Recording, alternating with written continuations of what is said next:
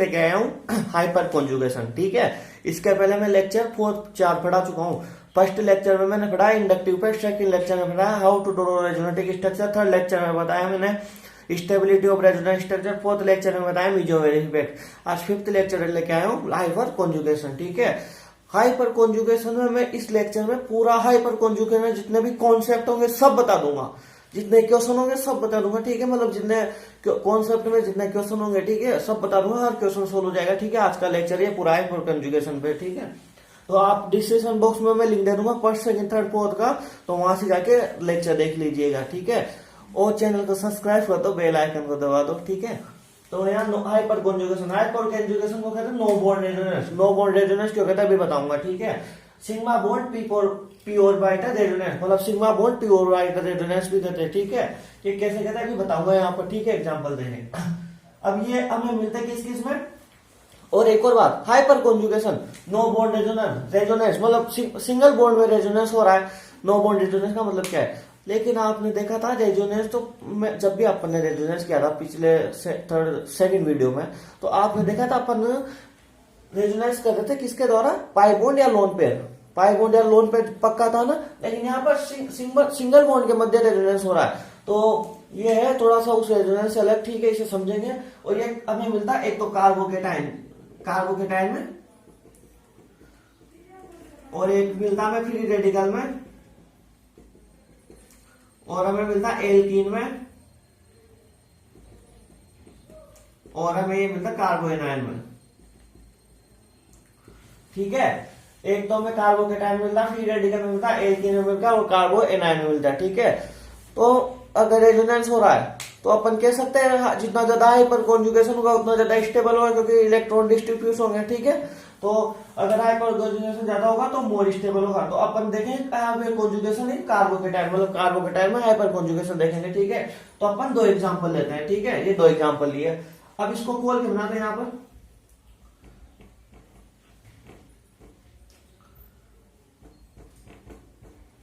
ये ऐसा ही है, यहाँ पर एक पॉजिटिव है, मतलब यहाँ पर एक पी ऑर्बिटल खाली है।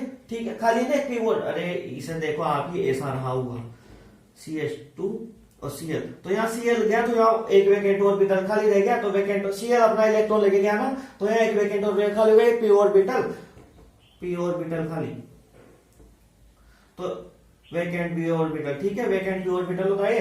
तो यहाँ पर देखो एक यहाँ पॉजिटिव आ गया, क्योंकि यहाँ पर पॉजिटिव है, यहाँ पर पॉजिटिव गया क्योंकि इलेक्ट्रॉन चला गया Cl लेके। यहाँ Cl मान लो, ये इमेजिन करना है, मान लो CH3 CH2 Cl रहा होगा, Cl more electron negative atom है, Cl अपना इलेक्ट्रॉन लेके गया, तो यहाँ पॉजिटिव आ गया, तो पॉजिटिव आ गया। अब इसका अपन ऑर्बिटल बनाते। ठीक है, इस वाले को यहाँ पर लिख रहा हूं मैं C, ये 3 ऑर्बिटल है इसकी। ठीक है, चार होती है ना, तो एक इधर C,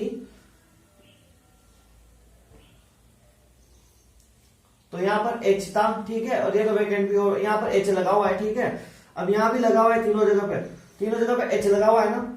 अब यहाँ पर देखो आप पॉजिटिव, अब यहाँ इलेक्ट्रॉन है, क्योंकि हाइड्रोजन और इसके मध्य बॉन्ड बना हुआ है, इलेक्ट्रॉन है, जब तो बॉन्ड बना हुआ है यहाँ पर, तो यहाँ पर इलेक्ट्रॉन है। अब यहाँ इलेक्ट्रॉन यहाँ पॉजिटिव है, तो एक दूसरे की तरफ आकर्षित होंगे, मतलब एक दूसरे को अटैक करेंगे, जिससे इलेक्ट्रॉन का क्या होगा, डिस्पर्सन। जिससे इलेक्ट्रॉन का क्या होगा, डिस्पर्सन, मतलब इलेक्ट्रॉन पास आएंगे, अतः स्टेबल ज्यादा होगा। आ रही है बात समझ में। अरे यहाँ पर देखिए आप, ये यहाँ पर पी वैकेंट ऑर्बिटल का लिया था, इसलिए कहता है sigma bond p orbital resonance होता है। इसका सिग्मा बॉन्ड हो रहा है ना पी ऑर्बिटल के मध्य, तो इसलिए इसे sigma bond p orbital resonance कहते हैं। मैंने बताया था, अभी बताऊंगा तो ये बता दिया। ठीक है, अब इसके बाद अपन ये वाला देखते हैं। इस वाले एग्जाम्पल में देखो, यहाँ पर ये ऑर्बिटल है, लेकिन यहाँ पर देखो बॉन्ड बनाने के लिए इधर कोई भी नहीं है, तो इधर तो होगा ही नहीं। ठीक है, इधर रेजोनेंस होगा ही नहीं, यहाँ पर कॉन्जुगेशन होगा ही नहीं। ठीक है, कार्बोकेटाइन होगा, इसमें नहीं होगा। ठीक है, क्योंकि यहाँ पर बॉन्ड बनाने के लिए कोई है ही नहीं इधर। आ रही है बात समझ में, तो इसमें तो होगा। अब इसके बाद ये वाला कॉन्सेप्ट तो मैंने आपको नॉर्मली बता दिया, लेकिन आपने स्कूलों में कहीं सब जगह पढ़ा होगा, जो हाइपर कॉन्जुगेशन क्वेश्चन, जिससे क्वेश्चन सोल्व करेंगे वो मैं बता रहा हूँ इधर। ये कार्बोकेटाइन है, CH3 CH2 प्लस और CH3 प्लस। ठीक है, अब यहाँ पर देखिए आप कितने, यहाँ पर इस कार्बन, मतलब जो कार्बोकेटाइन से जुड़ा कार्बन क्या होगा, हेल्पा कार्बन, सबको पता है। तो एक अल्फा कार्बन, और यहाँ इस कार्बन पे जितने हाइड्रोजन वो अल्फा हाइड्रोजन है इस वाले कार्बन के, तो यहाँ 3 अल्फा हाइड्रोजन है, 3 है ना, ठीक है, 3 अल्फा हाइड्रोजन है। अब यहाँ अल्फा हाइड्रोजन का बहुत लेना देना है, ठीक है। यहाँ पर देखो, यहाँ पर कोई अल्फा हाइड्रोजन नहीं है क्योंकि यहाँ अल्फा कार्बन ही नहीं है, तो अल्फा हाइड्रोजन कहां से होंगे, यहाँ पर अल्फा हाइड्रोजन नहीं है क्योंकि अल्फा कार्बन ही नहीं है। इस कार्बन से जो जुड़ा कार्बन अल्फा कार्बन होता है, लेकिन यहाँ कोई नहीं जुड़ा, तो अल्फा, तो इसमें तो होगा ही नहीं। इसमें देखते हैं, तो यहाँ पर देखो हाइपर कॉन्जुगेशन कैसे होगा, अल्फा कार्बन, तो ये ऐसे बना दिया अपन ने।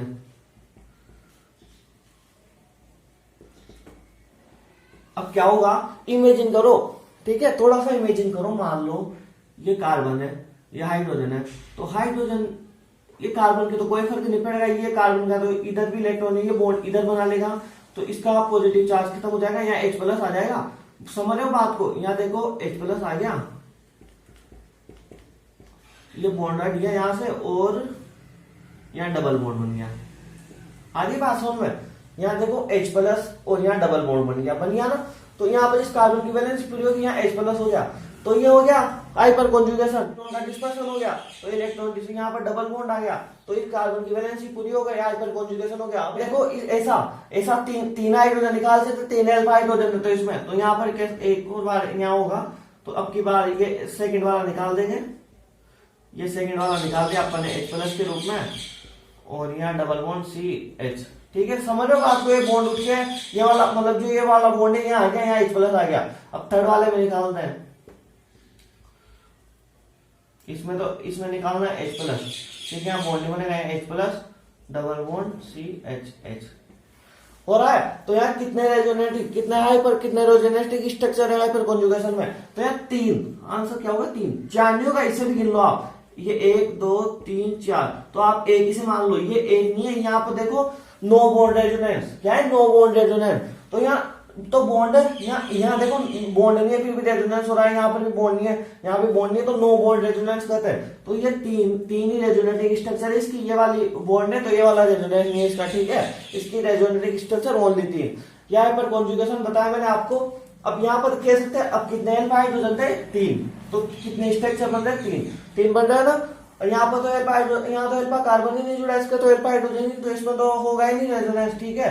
तो यहाँ पर देखो 3 अल्फा हाइड्रोजन है, तो कितने 3 रेजोनेटिक स्ट्रक्चर बनी, 1 2 3 अल्फा हाइड्रोजन है, तो अपन कह सकते हैं जितने अल्फा हाइड्रोजन होंगे उतने नो बॉन्ड रेजोनेंस होंगे। ये पॉइंट इंपॉर्टेंट है, लिख लेना, इससे क्वेश्चन पूरे सॉल्व करेंगे। अगर जितने अल्फा हाइड्रोजन होंगे उतने नो बॉन्ड रेजोनेंस होंगे, ठीक है। अब यहाँ पर इसके बाद में आपको अगला एग्जांपल देता हूं, जैसे कि इसे मिटा रहा हूं मैं, यहाँ से इसे मिटा देता हूं, ये उतार लेना आपने, ये उतार लेना है समझाने के लिए, बहुत अच्छा एग्जाम्पल ये सब ऐसा तो ये है, लेकिन अपन ये आजकल के टीचर लोग सब ऐसे समझाते हैं, क्वेश्चन ऐसे सोल्व करते हैं, ये तो मैंने आपको जनरली समझाने के लिए बता दिया, ये वाला प्योर वाइट वाला, ठीक है। तो यहाँ पर देखिए आपसे एक एग्जांपल लेता हूं, इसमें CH3 अब यहाँ पर देखो अल्फा कार्बन एक तो यहाँ है, एक अल्फा कार्बन है, यहाँ 3 अल्फा हाइड्रोजन है, क्योंकि इस कार्बन से जुड़ा तो 2 कार्बन जुड़े हैं, तो यहाँ पर एक अल्फा कार्बन है, यहाँ एक अल्फा कार्बन, यहाँ 3 अल्फा हाइड्रोजन, यहाँ पर देखो 3 अल्फा हाइड्रोजन, 3 है ना। तो अब देखो कितने नो बॉन्ड रेजोनेंस बनेंगे, 6 अल्फा हाइड्रोजन, तो 6 no bond resonance, 6 alpha hydrogen है तो 6 नो बॉन्ड रेजोनेंस बनेंगे। ये एक और एग्जांपल दे देता हूं, ठीक है, जैसे कि ये वाला उतार लेना पोज करके, ये वाला एग्जांपल देखो, जैसे कि एक और एग्जांपल देता हूं, फिर क्वेश्चन करा दूंगा मैं ऐसे तो पूरे, लेकिन देख लो यहाँ पर एक और example CH3 CH CH3 C plus CH CH3, ये वाला एग्जांपल देखो। अब ये वाला एग्जांपल देखो, इससे जुड़ा कार्बन अल्फा कार्बन, इससे मतलब और से मतलब नहीं, अल्फा कार्बन एक तो ये एक अल्फा कार्बन ही है, तो इसमें एक अल्फा हाइड्रोजन जुड़ा है, जो इससे जुड़ा हो, अब आप यूं नहीं इस वाले कार्बन से जुड़ा इसके हाइड्रोजन की लो, जो इससे हाइड्रोजन अल्फा कार्बन है ना, तो इस अल्फा कार्बन से कितने हाइड्रोजन जुड़े हैं, तो इससे एक ही हाइड्रोजन जुड़ा है, तो एक अल्फा हाइड्रोजन, इसमें एक अल्फा हाइड्रोजन, तो 2 अल्फा हाइड्रोजन हो गए, तो 2 अल्फा हाइड्रोजन, तो 2 नो बॉन्ड रेजोनेंस होंगे, ठीक है। ये बात ध्यान रखना, ये मैंने एग्जांपल बता दिया। तो अपन ये क्वेश्चन करते हैं उस पर बेस्ट, जो भी मैंने बताया carbocation hyper conjugation of carbocation बताया, उस पर बेस्ट क्वेश्चन करते हैं। यहाँ पर देखिए आप CH, यहाँ देखो पॉजिटिव यहाँ है, तो इस पे कितने एल्फा कार्बन है, एक तो ये और एक ये वाला, ये भी जुड़ा हुआ है, आप इसे भूल जाओ। तो ये तो एक एल्फा कार्बन यहाँ, एक एल्फा कार्बन यहाँ, एक एल्फा कार्बन यहाँ, ठीक है। अब यहाँ देखो एल्फा हाइड्रोजन, इसके कितने, तीन एल्फा हाइड्रोजन, यहाँ पर देखो तीन, यहाँ पर दो जुड़े हैं, इससे 2 एल्फा हाइड्रोजन। और यहाँ पर देखो, यहाँ पर जैसे जो साइक्लो कंपाउंड होते हैं वहां पर वैलेंस नहीं होती, तो हाइड्रोजन जो होता है, तो यहाँ पर 1 2 3 एक वैलेंसी कम है, तो यहाँ एक हाइड्रोजन, तो यहाँ एक है एल्फा हाइड्रोजन, तो यहाँ 2 एल्फा हाइड्रोजन है, एक एल्फा हाइड्रोजन, 3 एल्फा हाइड्रोजन, 3 2 5 और 1 6 एल्फा हाइड्रोजन, अतः 6 नो बॉन्ड रेजोनेंस बनेंगे। और अगर बनाने की बोलते हैं तो मैंने अभी बताई दिया कैसे बनाना है। यहाँ पहले यहाँ से एक निकाल दो, फिर दूसरा, फिर तीसरा, फिर यहाँ से दूसरा, तीसरा, फिर यहाँ से, ठीक है। उसके बाद सेकंड वाला क्वेश्चन करते हैं। ये मिथाइल कार्बोकेटाइन, ये इथाइल कार्बोकेटाइन, ये प्रोपाइल कार्बोकेटाइन, ये ब्यूटाइल कार्बोकेटाइन, ठीक है। अब इसमें ये बताना है कौन ज्यादा स्टेबल होगा, फर्स्ट वाला, सेकंड वाला, थर्ड वाला, फोर्थ वाला। तो आप देखिए ये यहाँ पर है, तो ये एक तो एल्फा कार्बन हुआ, एक ये हुआ, एक ये हुआ, तो 3 एल्फा हाइड्रोजन यहाँ, 3 एल्फा हाइड्रोजन यहाँ, 3 एल्फा हाइड्रोजन यहाँ। और यहाँ पर देखो, यहाँ पर कुछ भी जुड़ा है, यहाँ पर 0 का, यहाँ पर देखो 3 एल्फा हाइड्रोजन जुड़े हैं, और यहाँ पर देखो 3 एल्फा और 3 एल्फा, 6 एल्फा हाइड्रोजन। तो सबसे ज्यादा 9 एल्फा हाइड्रोजन इस पर जुड़े, तो डी वाला सबसे ज्यादा हो जाएगा स्टेबल, क्योंकि सबसे ज्यादा नो बॉन्ड रेजोनेंस करेगा। उसके जितने ज्यादा एल्फा हाइड्रोजन उतने ज्यादा नो बॉन्ड रेजोनेंस, और डी वाला सबसे ज्यादा, उसके बाद सी वाला, उसके बाद बी वाला, उसके बाद ए वाला, ठीक है। अब सेकंड वाला देखेंगे फ्री रेडिकल में हाइपर कॉन्जुगेशन, ठीक है। हाइपर कॉन्जुगेशन देखें फ्री रेडिकल में। यहाँ पर एक एग्जांपल, यहाँ पर मैं आपको एक एग्जांपल लेके बताता हूँ, ठीक है। ये एग्जांपल है। अब ये कैसे बना होगा, इमेजिन करो ये ऐसा था, अब यहाँ पर एक एच था, अब यहाँ पर इलेक्ट्रोनेगेटिव सेम है, तो यहाँ होमोलिसिस फ्यूजन होगा। होमोलिसिस का मतलब ये इधर जाएगा और ये बॉन्ड, मतलब दोनों एक एक इलेक्ट्रॉन ले लेंगे, सॉरी, यहाँ पर क्या होगा, दोनों एक एक इलेक्ट्रॉन लेंगे, तो यहाँ पर होमोलिसिस फ्यूजन होगा। ये मैं पहले बता चुका हूँ आपको। तो होमोलिसिस फ्यूजन होगा, तो यहाँ पर एक इलेक्ट्रॉन, यहाँ पर एक इलेक्ट्रॉन, तो फ्री रेडिकल बनेगा। तो CH2 C और यहाँ H निकल गया, तो यहाँ पर H2 बनेगा, और यहाँ फ्री रेडिकल बनेगा, एक H तो निकल गया फ्री रेडिकल के रूप में, तो ये बन गया। तो ये ऐसे बना, ये मैंने बता दिया आपको, ठीक है। अब ये बन गया, तो इसका हाइपर कॉन्जुगेशन करेंगे अपन। तो मैंने पहले तो आपको फर्स्ट वाला समझाना है, यहाँ पर पी वैकेंट और बाइंडर, ठीक है, कैसे हुआ था उसमें एक और बार बता रहा हूँ। यहाँ पर H ये ऐसे है, और यहाँ पर देखो CH और यहाँ फ्री रेडिकल है। अब यहाँ पर देखो एक वैकेंट ऑर्बिटल खाली है, यहाँ पर खाली है ना, तो यहाँ पर और यहाँ पर इसके यहाँ पर वैकेंट और यहाँ पर इलेक्ट्रॉन है, दोनों ने बॉन्ड बना रखे हैं, तो ये बॉन्ड इधर आएगा थोड़ा, मतलब एक दूसरे को एक्सट्रैक्ट करेंगे। यहाँ पर इलेक्ट्रॉन और यहाँ पर पॉजिटिव, क्योंकि यहाँ पॉजिटिव नहीं, यहाँ पर फ्री रेडिकल है, लेकिन फ्री रेडिकल में भी है ना इलेक्ट्रॉन की कमी होती है, डिफिशिएंट होते हैं इलेक्ट्रॉन डिफिशिएंट, क्योंकि उसमें भी एक इलेक्ट्रॉन की कमी है, तो वो बॉन्ड बनाना चाहेगा, तो ये दोनों एक दूसरे को आकर्षित करेंगे, एक दूसरे को। तो यहाँ सिग्मा पी वैकेंट ऑर्बिटल, ठीक है, तो इसे सिग्मा पी ऑर्बिटल रेजोनेंस भी कहता है हाइपर कॉन्जुगेशन, ठीक है, मैंने जो आपको बता दिया। और इसके ये तो बता ही दिया मैंने, लेकिन इसके अलावा सबसे सीधा वाला फंडा तो ये अपने लिए, तो मैं समझाने के लिए बताया। सबसे सीधा वाला फंडा देखते हैं अपन, जो अपन ने फर्स्ट वाले में देखा था। यहाँ H, यहाँ CH, यहाँ H, अब यहाँ पर देखो आप CH और फ्री रेडिकल, ठीक है। अब यहाँ पर देखो क्या होगा, ये वाला बॉन्ड होमोलिटिक फ्यूजन होगा, ये एक इधर चल जाएगा, ये एक इधर चल जाएगा, यहाँ पर फ्री रेडिकल आ जाएगा, ये दोनों बॉन्ड बना लेंगे। तो इसका रेजोनेंस स्ट्रक्चर क्या होगा, यहाँ पर फ्री रेडिकल बाहर निकल गया, और यहाँ H, यहाँ कार्बन, यहाँ डबल बॉन्ड बन गया, क्योंकि फ्री रेडिकल था, इसके पास के बाद भी एक इलेक्ट्रॉन, इसके पास भी एक इलेक्ट्रॉन, बॉन्ड बना लिया डबल, और H और H। तो इसका कितना फर्स्ट रेजोनेटिक स्ट्रक्चर ये वाला, सेकंड वाला बनाएंगे, तो सेकंड वाले में सेकंड वाले हाइड्रोजन को हटा देंगे, तो ये तो ऐसा कैसा लगाएंगे कार्बन पे, ये वाला निकाल देंगे इस बार, सेकंड वाला, यहाँ डबल बॉन्ड बन जाएगा वापिस। ये सेकंड वाला रेजोनेटिक स्ट्रक्चर, थर्ड वाला बनाते हैं, थर्ड वाले में देखो H, इस बार थर्ड वाला निकाल देंगे हाइड्रोजन, ये वाला, ये फ्री रेडिकल के रूप में, यहाँ डबल बॉन्ड बन ही गया। तो ये तो इसके कितने रेजोनेटिक स्ट्रक्चर, थर्ड, तो सेम कार्बोकेटाइन का फंडा ये फ्री रेडिकल वाला भी, ठीक है, बस इसमें होमोलिटिक फ्यूजन होगा, यहाँ पर एक फ्री रेडिकल बन जाएगा, उसमें कार्बोकेटाइन बन जाता, ठीक है। यहाँ पे कितने नो बॉन्ड रेजोनेंस, 3, क्योंकि तीन हाइड्रोजन थे, तो आप बन कह सकते हैं जितने एल्फा हाइड्रोजन उतने नो बॉन्ड रेजोनेंस। ये लाइन निकल लेना, इसमें भी जितने एल्फा हाइड्रोजन उतने नो बॉन्ड फ्री रेडिकल में भी। तो यहाँ पर देख लो, जैसे कि ये क्वेश्चन करता है पढ़ने वाला क्वेश्चन, इस क्वेश्चन में देखो आप कौन फ्री रेडिकल मोर स्टेबल है। तो यहाँ पर देखो, यहाँ पर तीन एल, यहाँ पर 0 एल्फा हाइड्रोजन, यहाँ पर 3 एल्फा हाइड्रोजन, ये एल्फा कार्बन, तो 3 एल्फा हाइड्रोजन यहाँ पर इस कार्बन से जुड़े, एक इलेक्ट्रॉन है यहाँ पर इस कार्बन से 3 एल्फा हाइड्रोजन और 3 एल्फा हाइड्रोजन, क्योंकि एक एल्फा कार्बन यहाँ है, एक एल्फा कार्बन यहाँ है, तो एक एल्फा से 3 एल्फा हाइड्रोजन जुड़े हुए हैं। यहाँ पर भी 3 एल्फा हाइड्रोजन, यहाँ पर भी 3 एल्फा हाइड्रोजन, यहाँ पर भी 3 एल्फा हाइड्रोजन। तो देखो आप, सबसे ज्यादा एल्फा हाइड्रोजन तो उतने ज्यादा no bond resonance, hyper conjugation उतना ज्यादा स्टेबल। तो यहाँ देखो डी वाला सबसे ज्यादा हो जाएगा, उसके बाद सी वाला, उसके बाद बी वाला, उसके बाद ए वाला, ए बी सी डी, ठीक है। तो देखो वहां भी कार्बोकेटाइन में भी क्या हो रहा था, तो ये 3 डिग्री फ्री रेडिकल, वहां पर क्या था 3 डिग्री कार्बोकेटाइन, यहाँ 3 degree free radical, 2 degree free radical, यहाँ 1 डिग्री फ्री रेडिकल, 1 डिग्री। तो यहाँ भी देखो 3 डिग्री फ्री रेडिकल ज्यादा स्टेबल है, वहां भी 3 डिग्री कार्बोकेटाइन ज्यादा स्टेबल था, ठीक है। तो इसमें भी सेम फंडा वही है, जितने ज्यादा नो बॉन्ड रिलेशन, जितना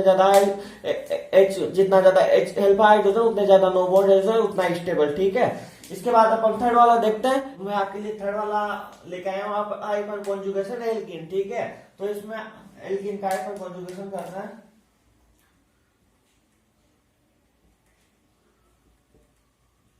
ये ठीक है, ये एल्कीन है। अब इसका हाइपर कॉन्जुगेशन करेंगे तो यहाँ पर देखो ये ऐसा है,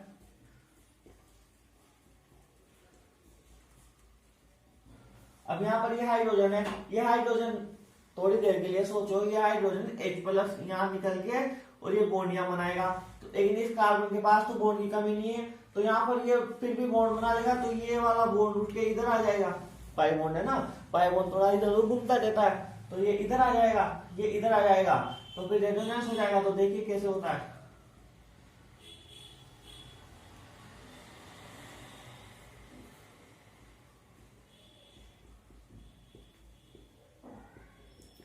ठीक है, हो गया, ये पाई बॉन्ड इधर आ गए, लोन पेयर आ गया, ठीक है।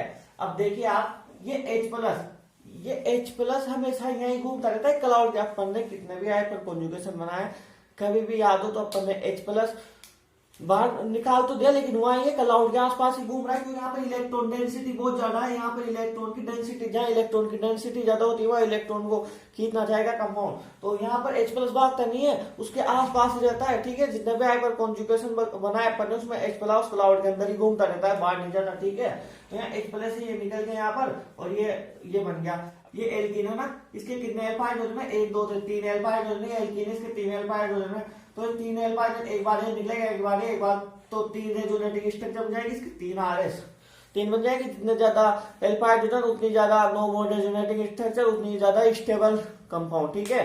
तो यहाँ पर देखो उतनी ज्यादा यहाँ स्टेबल कौन होगी, एल्कीन फट रहे ना अपन, तो फिर यहाँ पर देखो 1 2 3 एल्फा हाइड्रोजन है, तो यहाँ बन जाएंगे 3 नो बॉन्ड रेजोनेंस स्ट्रक्चर, ठीक है। तो 3 नो बॉन्ड रेजोनेंस स्ट्रक्चर बनेंगे, तो उतनी ज्यादा स्टेबल होगी कंपाउंड, उतनी ज्यादा स्टेबल होगी एल्कीन, ठीक है। इसके बाद अपन ये हो गया।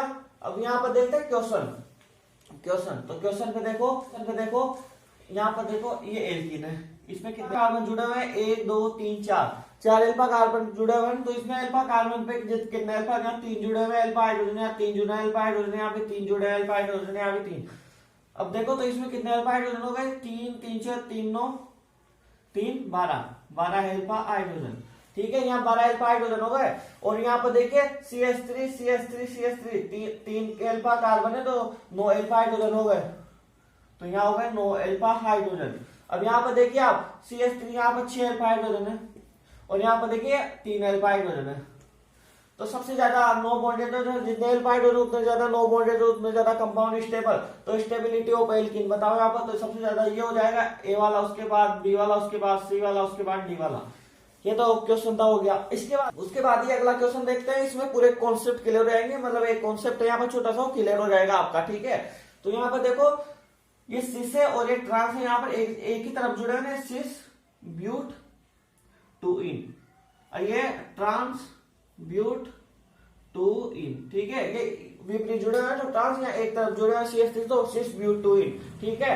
तो यहाँ पर देखो स्टेबिलिटी ऑर्डर बताओ, तो यहाँ पर देखो एल्फा हाइड्रोजन की देखो, एक एल्फा कार्बन है, 3 एल्फा हाइड्रोजन है, 3 तो 6 एल्फा हाइड्रोजन, यहाँ पर 3 3 6, यहाँ भी 6 एल्फा हाइड्रोजन, यहाँ 3 3 6 एल्फा हाइड्रोजन, हो गया। अब क्या करोगे? तो इसलिए यहाँ पर ये सी से हो रहे ट्रांस है, तो यहाँ सी में समझो इन दोनों में देखते हैं पहले बी और सी में। तो इसमें देखो ये CH3 और CH3 दोनों एक तरफ लगे हुए हैं, तो एक तरफ लगे हुए हैं तो सी से, तो इन दोनों में रिपल्सन होगा, तो ये दूर भागना चाहिए, तो ये स्पीशीज अनस्टेबल हो जाएगी। ये ट्रांस ये दूर दूर भी नहीं है, तो इसमें कोई ज्यादा रिपल्सन नहीं होगा, तो ये दूर है तो ये स्टेबल होगी। तो ट्रांस ज्यादा स्टेबल होते हैं सी से, ठीक है। तो यहाँ पर सी वाला ज्यादा हो जाएगा बी वाले से।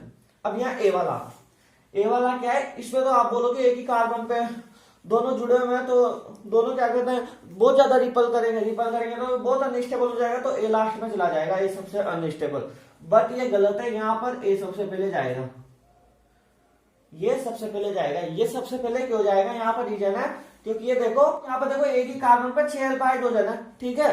तो एक बात है ना, अगर किसी का अगर एल्फा हाइड्रोजन सभी में सेम हो, तो एक जिस कार्बन पर एल्फा हाइड्रोजन सबसे ज्यादा होंगे वही सबसे ज्यादा स्टेबल होगा, ठीक है।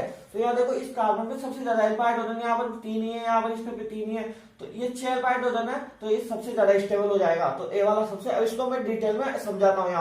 यहाँ पर इसका ज्यादा स्टेबल क्यों है, ये कम स्टेबल क्यों है, इन दोनों को मैं यहाँ बता रहा हूँ अच्छे से, ठीक है। इन दोनों को रेजोनेंस करके बताता हूँ। यहाँ पर CH2, ये वाला CH2 डबल बॉन्ड CH3 और CH3, ये वाला ऐसा ही है। और बी वाला उतारते हैं, यहाँ पर बी वाला लिखते हैं, तो यहाँ CH3, यहाँ देखो CH डबल बॉन्ड CH3, ठीक है। यहाँ पर ऐसा है, तो यहाँ पर देखो ये इसका रेजोनेटिंग स्ट्रक्चर बनाएंगे अपन, तो इसका रेजोनेटिंग स्ट्रक्चर बनाएंगे, तो यहाँ पर देखो ये CH3 है, ये एल्कीन है पूरी, पता है नहीं ये एल्कीन है, ये है ना। तो यहाँ पर ये H प्लस निकलेगा, यहाँ से H प्लस निकला, ये अल्फा कार्बन है, तो ये अल्फा हाइड्रोजन, ये अल्फा कार्बन है, तो यहाँ 3 अल्फा हाइड्रोजन, तो ये पहले इसका निकालो, तो H प्लस निकलेगा यहाँ, तो ये बॉन्ड इधर बना लेगा, उसको बॉन्ड की जरूरत नहीं है, बॉन्ड इसको ऊपर भेज देगा। तो यहाँ पर देखो ये CH2 है, ये वाला कार्बन है, इसके पास अल्फा कार्बन है, तो ये अल्फा हाइड्रोजन है, यहाँ पर अल्फा कार्बन है, तो इसके पास 3 अल्फा हाइड्रोजन है, तो एक एक हाइड्रोजन निकालेगा, तो ये बॉन्डियां बना लेगा, ये बॉन्डियां बनाएगा, तो इसके पास 5 वैलेंस हो जाएगी, इस बॉन्ड को आगे भेज देगा, तो इसका रेजोनेंस बनाते हैं, ये रेजोनेंस बन जाएगा यहाँ CH2 और CH3 बन गया। अब यहाँ पर देखिए आप इसका बनाते हैं, ये बन गया। इसके बाद इसका बनाते हैं, यहाँ पर देखिए ये क्या होगा, यहाँ पर H प्लस जाएगा, ये दोनों एल्कीन है, ये अल्फा कार्बन है, तो इन दोनों पे अल्फा हाइड्रोजन, तो एक जाएगा, तो ये जाएगा नहीं, क्लाउड के आसपास ही रहता है, मैंने बता चुका हूँ आपको। तो ये H प्लस यहाँ रहेगा, तो H प्लस यहाँ रहेगा, तो यहाँ CH2 डबल बॉन्ड बन जाएगा, और ये बॉन्ड उठ के इसके ऊपर चला जाएगा, ठीक है, CH3 माइनस, ठीक है, और CH3 बन गया। ये आ रही है बात समझ में। अब देखो यहाँ पर देखो आप, इसमें देखो ये एल्कीन है, ये एल्कीन देखिए माइनस आई इफेक्ट, माइनस आई से क्या होगा, माइनस आई इलेक्ट्रॉनों को खींचता है, इंडक्टिव इफेक्ट, तो ये इलेक्ट्रॉनों को खींचेगा, तो इस पे चार्ज नेगेटिव, तो चार्ज डिस्ट्रीब्यूट हो जाएगा, मतलब इलेक्ट्रॉन खींचेगा तो चार्ज थोड़ा कम होगा, ये स्टेबल हो जाएगी, ठीक है। यहाँ जैसे ये एल्कीन इलेक्ट्रॉनों को खींचेगी, तो यहाँ माइनस है CH2 के पास, तो इलेक्ट्रॉन कंपाउंड में आएंगे, डिस्ट्रीब्यूशन होंगे, तो चार्ज, तो ये स्टेबल होगा। अगर चार्ज डिस्ट्रीब्यूट होता है, डेंसिटी कम होगी इलेक्ट्रॉनों की, तो स्टेबल होगा ना। इसमें देखिए आप यहाँ पर ये वाली एल्कीन है ना, ये अब ये एल्कीन ये माइनस आई दे रही है, ठीक है, ये यहाँ से इलेक्ट्रॉनों को खींचेगी तो सही यहाँ भी, बट यहाँ पर एक चीज देखिए आप, ये CH3 प्लस आई देता है, प्लस आई इलेक्ट्रॉनों को देता है, तो इस पे नेगेटिव चार्ज है कार्बन पे, तो इस पे तो पहले नेगेटिव है, और तुम CH3 प्लस आई इफेक्ट देगा जिससे इलेक्ट्रॉनों को देगा, तो इस पे तुम और ज्यादा इलेक्ट्रॉनों को दे रहे हो, तो ये अनस्टेबल हो जाएगा, ये वाला हो जाएगा अनस्टेबल, ठीक है। तो ये वाला स्टेबल, ये वाला अनस्टेबल है, मैंने बताया ए वाला सबसे ज्यादा होगा सी वाले से, ए वाला सबसे ज्यादा इसलिए होगा क्योंकि यहाँ पर देखो ये स्टेबल होगा, यहाँ पर माइनस आई से ये इलेक्ट्रॉन खींचेगा, जैसे माइनस आएगा कार्बन इलेक्ट्रॉन, जो कार्बन पे इलेक्ट्रॉन है वो डिस्ट्रीब्यूट हो जाएगा, चार्ज डिस्ट्रीब्यूट है, कंपाउंड स्टेबल हो जाएगा। यहाँ पर भी same CH2 double bond CH alkene इलेक्ट्रॉनों को तो खींचेगी, बट यहाँ पर ये CH3 है ना, इलेक्ट्रॉनों को दे भी रहा है प्लस आई से, तो ये इलेक्ट्रॉनों को दे रहा है, तो उस पर नेगेटिव चार्ज पास में है, तो उस पर तो पहले नेगेटिव चार्ज हो, तुम और इलेक्ट्रॉनों को दे रहे हो, तो अनस्टेबल हो जाएगा, तो ये अनस्टेबल हो जाएगा इसके कंपेरिजन में, ये समझा चुका हूँ। उसके बाद एक और बचा अपन वाला फोर्थ वाला, वो करके लेक्चर को कंप्लीट करते हैं। तो अपन यहाँ पे हाइपर कॉन्जुगेशन में जो मैंने जितने भी एल्कीन बताए, तो एल्कीन की स्टेबिलिटी लिखता है अपन, ठीक है। तो मैंने आपको जो एल्कीन बताया ना, उसकी पूरी स्टेबिलिटी पे किसका पहले आएगा, तो मैंने आपको एक कंपाउंड बताया था, एक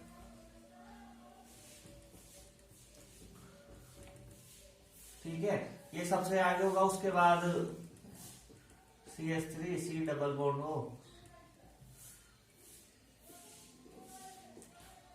H, उसके बाद CH3 C CH3 यहाँ H आ गया। उसके बाद CH3 ट्रांस, ठीक है। इसके बाद ट्रांस का बताया था मैंने, अभी बता दूंगा, ठीक है, अभी बता रहा हूँ, रुको। यहाँ H, उसके बाद CH3, उसके बाद सिस, उसके बाद सिस के बाद क्या था, एक H3 और हटा दिया, यहाँ पे H और यहाँ पे H। उसके बाद स्टेबिलिटी ऑर्डर है, ठीक है। ये एल्कीन की स्टेबिलिटी ऑर्डर है। इसमें देखो कितने 12 अल्फा हाइड्रोजन है, 12 अल्फा हाइड्रोजन, क्योंकि एल्कीन है, एल्कीन पे कार्बन जुड़ा है, alpha carbon alpha carbon alpha carbon alpha carbon, 3 3 6 3 9 3 12 alpha hydrogen carbon से जुड़े, अल्फा कार्बन से जुड़े हाइड्रोजन अल्फा हाइड्रोजन, तो 12 हाइड्रोजन, ठीक है, मैं बता चुका हूँ। यहाँ पर कितने अल्फा हाइड्रोजन, 3 3 6 3 9 अल्फा हाइड्रोजन। यहाँ पर देखो 3 3 6 अल्फा हाइड्रोजन। यहाँ देखो 3 3 6 अल्फा हाइड्रोजन, यहाँ 6 अल्फा हाइड्रोजन, यहाँ 1 अल्फा हाइड्रोजन, और यहाँ 0 अल्फा हाइड्रोजन, ठीक है। अब देखो यहाँ 0 क्योंकि इस पे अल्फा कार्बन ही नहीं है, ठीक है। तो यहाँ पर देखिए आप सबसे ज्यादा अल्फा हाइड्रोजन देखेंगे, सबसे पहले रूल क्या बताया मैंने, अल्फा हाइड्रोजन देखेंगे, तो अल्फा हाइड्रोजन सबसे ज्यादा इसमें, तो ये सबसे ज्यादा, ठीक है। उसके बाद इसमें इससे कम अल्फा हाइड्रोजन इसमें, तो अब इस तीनों में अल्फा हाइड्रोजन सेम है, इन तीनों में अल्फा हाइड्रोजन सेम है। तो मैंने क्या बोला था, सबसे पहले तो ये वाला स्टेबल होगा, कि एक क्वेश्चन बताया था उसमें एग्जाम मैंने बताया था कि स्टेबल होगा, इसका रेजोनेंस बनाएंगे जो इस पे एक ही जिस कार्बन पे अल्फा हाइड्रोजन सबसे ज्यादा, यदि एक ही कार्बन पे सबसे ज्यादा अल्फा हाइड्रोजन है, तो इसी में सबसे ज्यादा अल्फा हाइड्रोजन है, और नाइट्रोजन पे 3 अल्फा हाइड्रोजन है, और इस पे 3 अल्फा हाइड्रोजन है, इस पे भी 3 है, इस पे भी 3 लगेंगे, अकेले पे 6 अल्फा हाइड्रोजन है यहाँ पे, क्योंकि ये अल्फा अल्फा कार्बन है, अल्फा हाइड्रोजन तो 6 है, तो इसलिए ये ज्यादा स्टेबल होगा। ये मैंने अभी रेजोनेंस बना के बताया था आपको। उसके बाद ये सिस ट्रांस वाला होगा, उसके बाद सिस वाला हाइड्रोजन, उसके बाद एक अल्फा हाइड्रोजन, 0 अल्फा हाइड्रोजन। सबसे पहले रूल लगाएंगे अल्फा हाइड्रोजन देखेंगे, उसके बाद सिस ट्रांस वाला, ठीक है।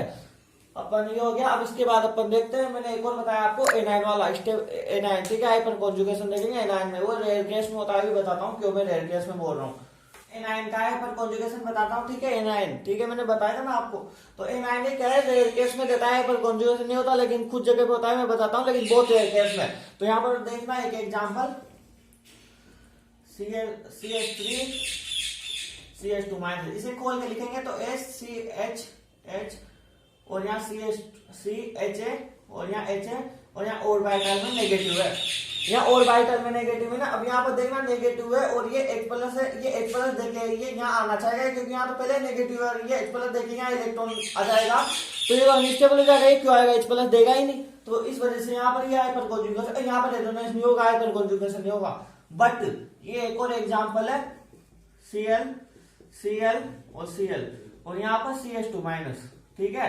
अब यहाँ पर क्या होगा, ये Cl क्या करेगा, अपना मोर इलेक्ट्रॉन नेगेटिव है ना, तो अपना इलेक्ट्रॉन लेगा, जिसे Cl माइनस, इसका रेजोनेंस बनाते हैं, Cl माइनस में निकल जाएगा, और यहाँ कार्बन है, और यहाँ Cl और यहाँ Cl, और यहाँ पर देखो यहाँ पर पॉजिटिव आ जाएगा, यहाँ पर देखो पॉजिटिव आ जाएगा, और यहाँ CH2 माइनस निकल जाएगा, ठीक है। अब CH2 पॉजिटिव नेगेटिव होगा, तो यहाँ पर बॉन्ड बना लेंगे, अतः इस वजह से यहाँ पर रेजोनेंस हो जाता है, तो यहाँ 3 रेजोनेटिंग स्ट्रक्चर हो जाएंगे, 3 रेजोनेंस हो जाएंगे। बट क्या कहते हैं, यहाँ पर नहीं होगा, कार्बन कार्बन जैसे सेम इलेक्ट्रॉन नेगेटिव एटम हो, तो वहां पर एनाइन में रेजोनेंस नहीं होगा, बट यहाँ पर हो जाएगा अगर मोर इलेक्ट्रॉन नेगेटिव एटम है, ठीक है। इसके बाद में अगला लेक्चर आपके लिए एरोमेटिसिटी लेके आने वाला हूँ, ठीक है। एरोमेटिसिटी देखेंगे, और चैनल को सब्सक्राइब कर दे, बेल आइकन को दबा दे, बहुत अच्छा क्वेश्चन कराऊंगा एरोमेटिसिटी में पूरा, और इसमें पूरे कॉन्सेप्ट किए होंगे आपके, मैंने पूरा बता दिया है, ठीक है।